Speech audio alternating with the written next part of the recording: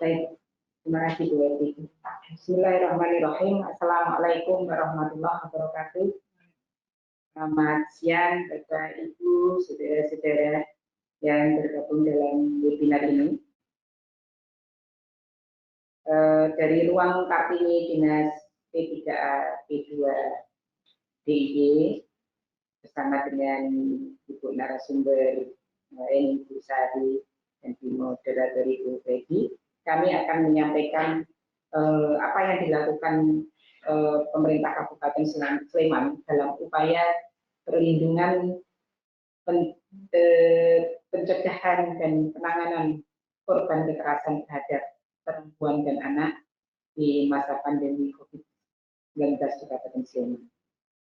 Baik, Ibu Bapak sekalian dan saudara-saudara, langsung saja kami sampaikan. Kami mohon bantu slide berikutnya. Di dalam pengorganisasian gugus tugas percepatan penanganan COVID-19 di Kabupaten Sleman, kami Dinas P2 KB ini ada di dalam pengorganisasian untuk gugus tugas di Kabupaten Sleman ini di bidang sosial kemasyarakatan.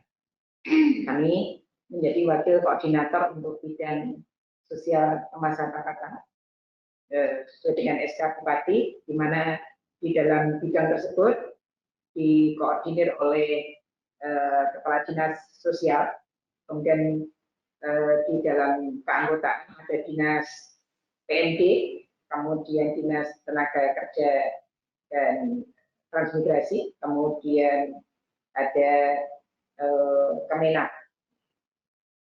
Jadi dalam percepatan penanganan COVID ini kami juga aktif berpartisipasi di dalam petugasan-petugasan sesuai dalam keputusan Bupati. Lanjut slide berikutnya, Bapak Ibu yang kami hormati, di dalam melaksanakan tugas-tugas di program kegiatan di Dinas P3A P2KB, tentunya kami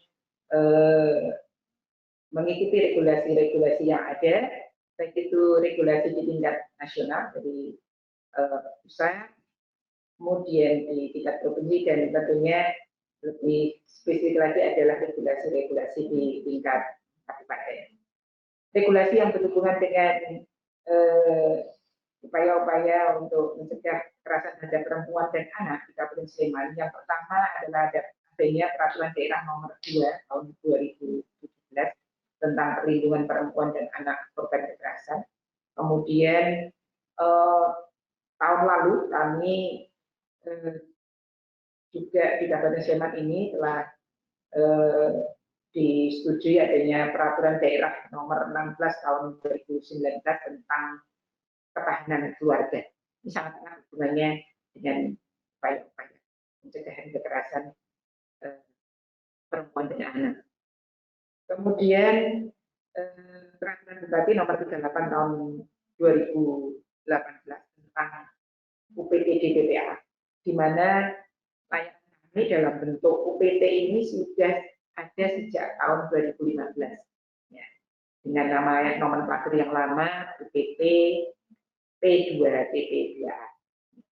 Sejalan dengan aturan dari Menteri PPPA pada tahun 2018 akhir bisa terbentuk regulasi dengan terbentuknya UPTD BPA sesuai nomenklatur dari Kementerian BPA.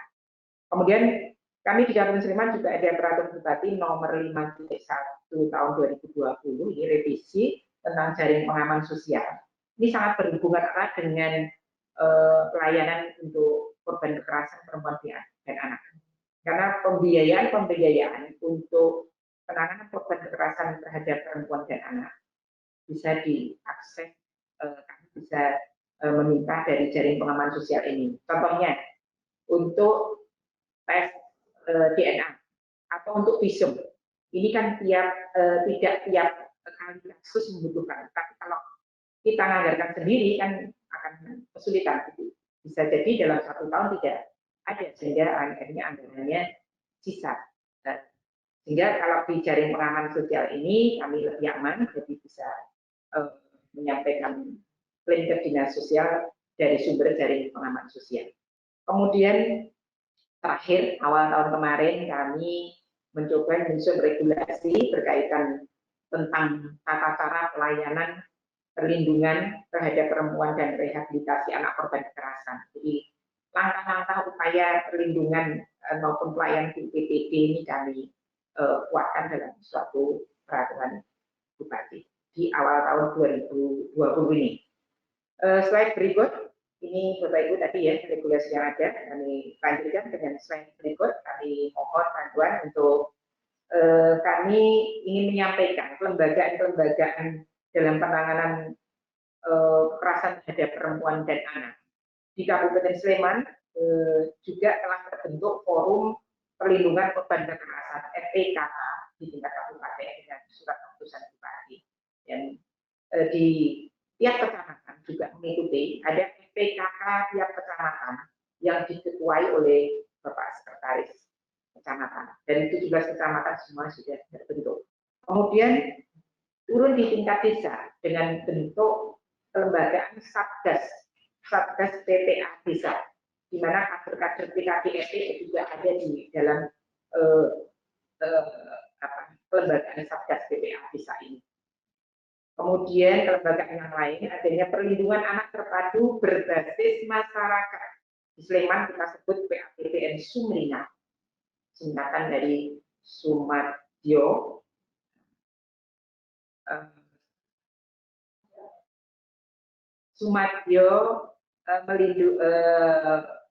ingkang ramah ing bocah ya, Sumadyo masyarakat ingkang melindungi bocah. Ini bahasa Jawa biar tetap eksis ini, Sumringa. Kemudian pusat pembelajaran keluarga, kami sudah mempunyai pusat pembelajaran keluarga di Kabupaten Sleman, terus pada Kesengsem dari keluarga sejahtera yang sembada. Ini puspada kami dengan layanan-layanan yang nanti akan kami sampaikan selanjutnya. Kemudian kelembagaan yang terakhir ini kami sampaikan adanya Kampung KB yang ramah dan responsif gender. Ini kita bersyukur karena di Kabupaten Sleman itu dinas P3A P2KD yang tergabung di dalam dinas kami itu ke atasnya kan dari Kementerian PPPA dan dari BKKBN. Jadi program-program baik dari Kementerian PPPA dan BKKBN ini bisa menyatu, bisa kita sinkronkan di dinas kami. Karena dengan ini adanya inovasi Kampung KB untuk di BKKBN, kita integrasikan di PPPA dengan ramah anak dan responsif gendernya. Baik Bapak Ibu, kami sampaikan berikutnya. Di Kabupaten Sleman juga sudah mempunyai sistem informasi korban kekerasan untuk perempuan dan anak disebut SIPA. Ini kami perlihatkan dashboardnya real time seperti itu, nanti bisa kalau mau ngakses.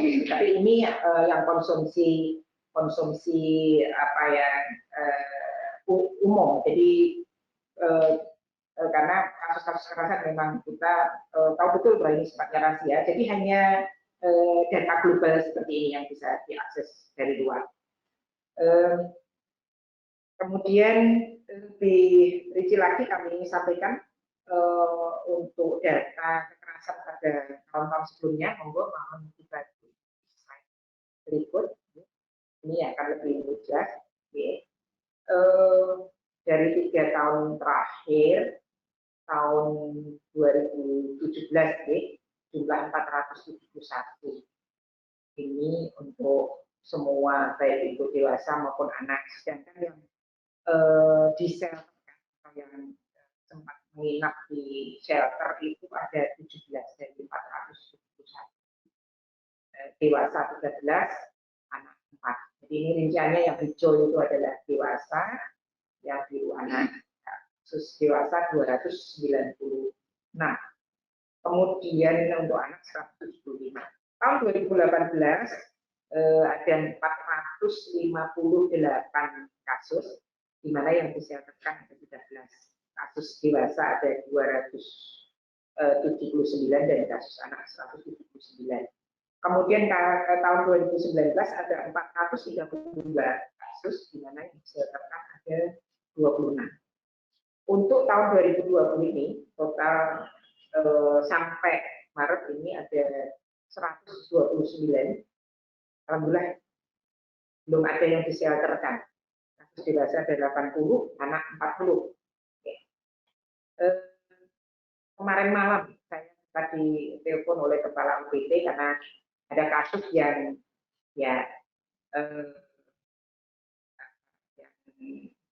mempunyai kriteria untuk dishelterkan, tetapi setelah kita lakukan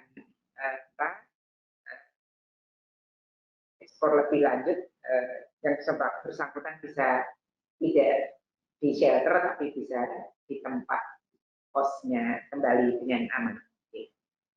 Kemudian Bapak Ibu sekalian, untuk jumlah korban berdasarkan bentuk kekerasan, untuk slide berikut ini jenis-jenis kekerasan yang bentuk kekerasan yang terbanyak adalah kekerasan fisik, kedua psikis, ya. Ini dan selanjutnya untuk kekerasan sifatnya seksual, kemudian penelantaran dan eksploitasi, kemudian untuk TPPO, tindak pidana perdagangan orang, ya, apabila di Sleman melanggar sampai terjadi, dan kasus-kasus bentuk kekerasan lainnya. Untuk profil korban kekerasan menurut jenis kelamin pada tahun 2020 ini, ya, kita lihat ini apakah saat pandemi COVID ini ada peningkatan drastis atau tidak. Alhamdulillah di Kabupaten Sleman kami belum melihat kenaikan yang signifikan atau kenaikan kasus, karena kalau kami lihat dari data yang sudah kami verifikasi dengan 32 penginput data yang tergabung dalam FPKH, ini untuk bulan Januari kasus perempuan dan anak, kita lihat yang blok yang di warna kuning ini ada 50, kemudian Februari ada 43, Maret ada 34. Jadi Maret ini sudah mulai tangkap darurat COVID di DIY dan juga Sleman tentunya. Kemudian April ini sudah tercatat 3. Jadi kami memang juga sejak awal sama disampaikan oleh Bu Dr. Sarimurti bahwa dan juga moderator, ini prediksi kami mesti akan terjadi banyak kasus kekerasan. Tapi kami sudah melakukan verifikasi dari pengikut ini, data yang ada belum membuktikan. Tapi kami tidak tahu karena ini masanya kami tahu masih belum ada kepastian kapan sih pandemi ini akan berakhir. Ya semoga saja kita semua optimis, ya, setelah Lebaran selesai atau syukurlah sebelum Lebaran selesai. Amin. Ya. Jadi kasus kekerasan yang ada di Kabupaten Sleman total sampai April hari ini ada 130. Bapak Ibu sekalian, upaya-upaya pencegahan untuk kekerasan terhadap perempuan dan anak saat tanggap darurat COVID-19 di Kabupaten Sleman, kami karena di ketugasan kami untuk sosial kemasyarakatan harus banyak memberikan edukasi kepada masyarakat, dan kita tahu semua bahwa untuk anggaran, kebijakan anggaran juga difokusin, direvisi ke penanganan COVID, sehingga tidak mungkin ada pertemuan-pertemuan untuk melakukan sosialisasi atau edukasi. Kita melaksanakan sosialisasi edukasi kepada masyarakat menggunakan media sosial yang ada atau media lainnya seperti di WA Group. Ini teman-teman kami di sekretariat dan bidang serta UPT mempunyai jejaring mitra kerja maupun binaan-binaan, kelompok-kelompok binaan.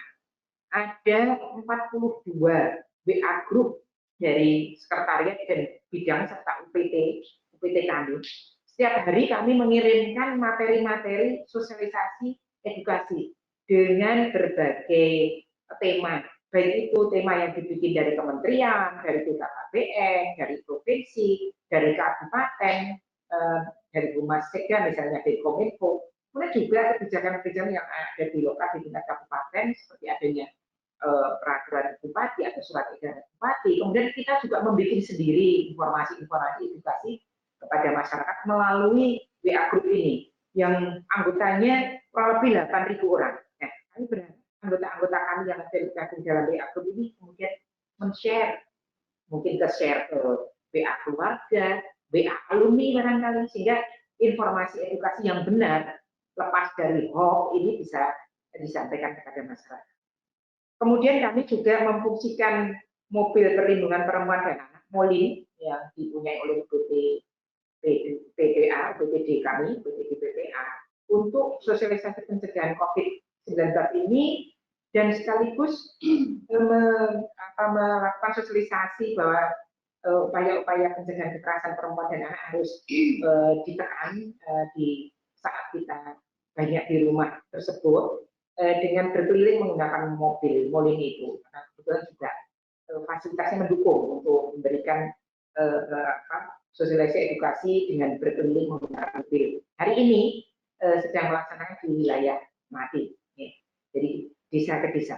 Kemudian juga mobil penerangan dari mobil unit penerangan KKBPK dari BKKBN, kami juga punya mobil penerangan itu juga sama kami gunakan untuk berkeliling sosialisasi pencegahan COVID sekaligus bagaimana upaya peningkatan 8 fungsi keluarga di tengah pandemi COVID ini dengan di rumah saja.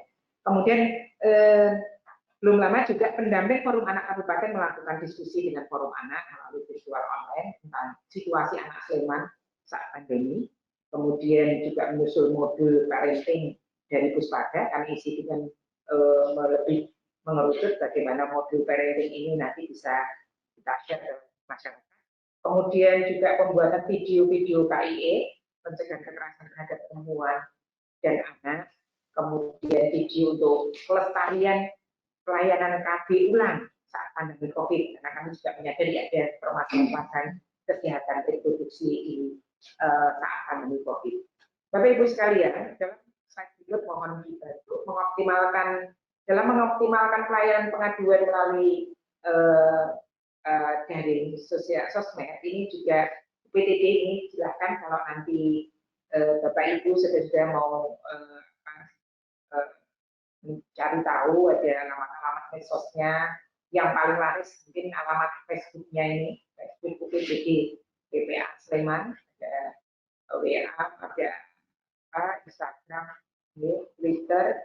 Ya, di dalam pelayanan di UPTD kami sesuai kebijakan edaran Bupati mengurangi jam pelayanan 1 sampai 2 jam, kemudian juga mengoptimalkan pelayanan melalui medsos, kemudian mewajibkan pengakses layanan untuk cuci tangan dengan sabun, fasilitas untuk hand washing-nya sebelum dan sudah menerima layanan, kemudian menggunakan APD masker, jadi paling minimal adalah menggunakan APD masker dan mengatur jarak. Tentunya juga ada pengukuran suhu tubuh. Ya, ini gambarnya mungkin di slide berikut bisa kita lihatkan. Ya, slide berikut. Oke, ini pengukuran suhu oleh satpam dan cuci tangan di luar. Kemudian waktu layanan pengaduan ini yang menerima pengaduan juga jaga jarak maupun klien juga bermasker. Kalau masyarakat yang datang belum menggunakan masker, kita tidak dari UPTD akan memberikan masker untuk klien.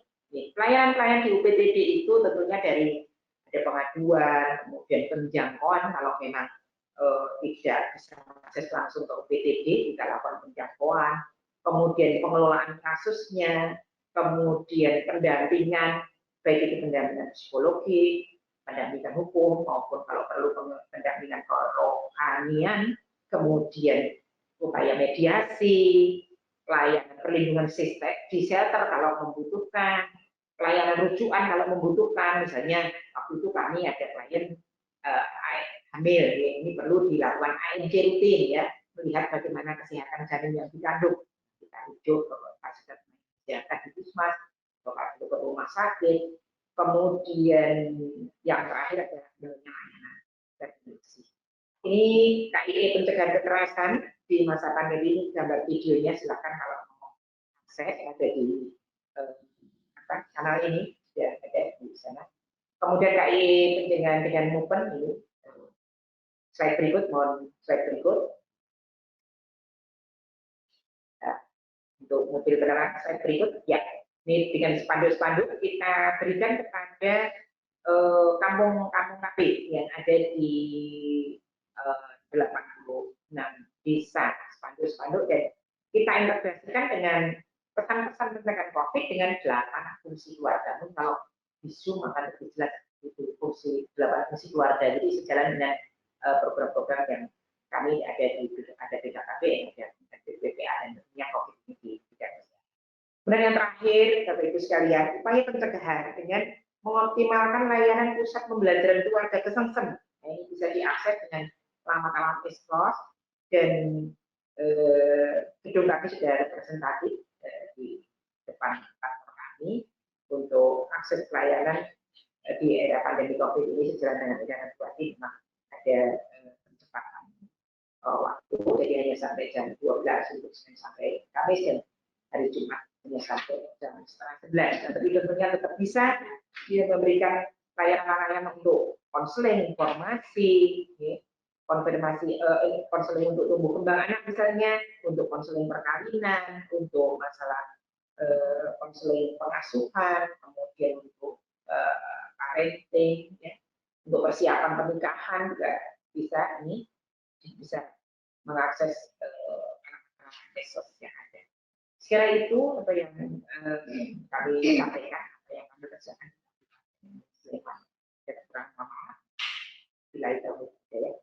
Assalamualaikum warahmatullahi wabarakatuh.